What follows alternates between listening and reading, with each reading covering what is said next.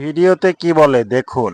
এই দেখো শুনছো, কালকে যে লোকটা আমাদের বাসে বসার সিট দেয়নি সেই লোকটা আমাদের পাড়া দিয়ে হেঁটে যাচ্ছে। তাই নাকি? চল দেখি, আজ ওর ঘুপচি গরম করেই ছাড়বো। আরে খালি হাতে যাচ্ছ কেন? লাঠিটা নিয়ে যাও। আরে লাঠি লাগবে না রে, ওকে মারার জন্য আমার হাতেই যথেষ্ট। চলায়। ওই তো সেই লোক। হ্যাঁ এই শালা, আজ তোর একদিন কি আমার একদিন। মার মার মার আগে মার মার মার। কিরে ভাই, একে মারছিস কেন? মারবো না তো কি, একে ছেড়ে দেবো কেন রে? এ কি করেছে ভাই?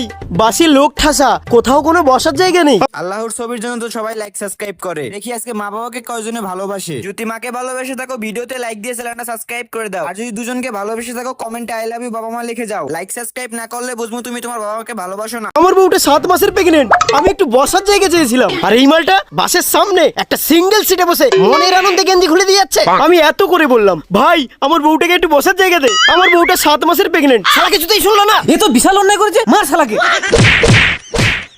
আরে দাঁড়া রে, আমার কথাটা তো একবার শোন। আরে ভাই আমি ওই বাসের ড্রাইভার ছিলাম।